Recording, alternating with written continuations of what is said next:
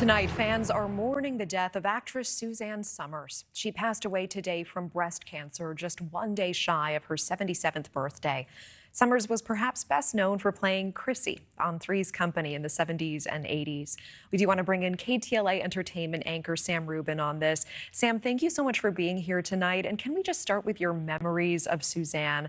I mean, she had this luminous, this incandescent quality to her. What are you remembering from the many times that you met her over the years? I tell you what, Natasha, those are very, very good adjectives to use. And I think what really happened is, though Chrissy, in a very cliche way, could be described as a quote-unquote dumb blonde, Suzanne Somers was anything but dumb, a very intelligent, smart, forward-thinking woman who, among other things, really was on the forefront of fighting for equal pay for actresses. She was with Three's Company for 5 years. She left the show, some people suggesting career suicide, in a pay dispute, saying, hey, look, essentially, in no disrespect to John Ritter, I'm the star of the show. I'm why people are watching, and I should be paid as much as he is. Well, Hollywood was like, what are you talking about? He's a veteran, he's established, and he's a male. You're none of those things. In any event, she left the show. The show continued to some degree, but never with the heat that it did.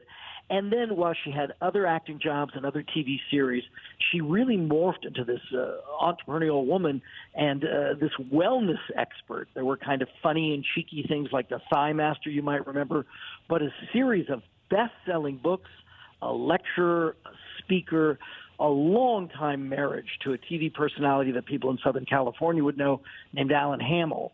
And Alan and Suzanne would come on the show and talk about their health and wellness regimens, how great she looked, how her, presented age had nothing to do with her driver's license age. And she also talked very openly about their very active romantic life, and that one way to stay young is to actively participate in a romantic life. I see you sort of coyly tiptoeing around what we all know you're saying.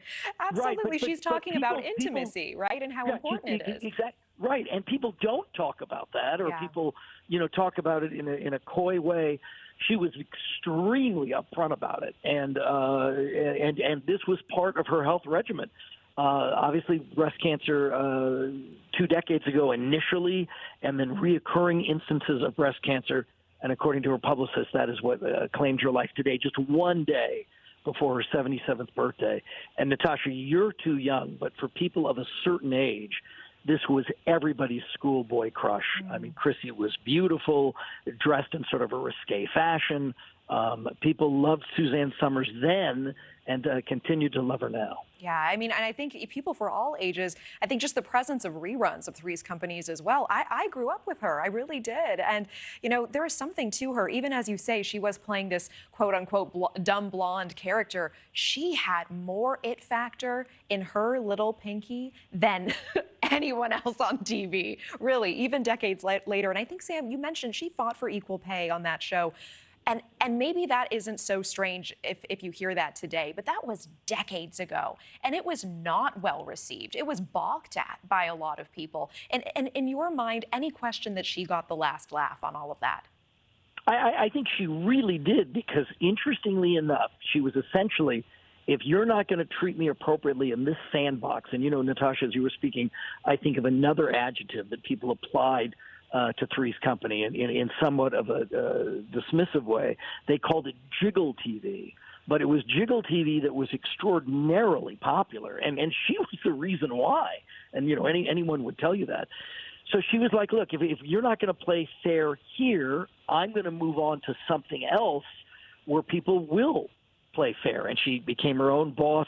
Her husband, who was well known, as I said, in both Canada and Southern California, was also very business-oriented and very entrepreneurial, and they amassed a considerable fortune.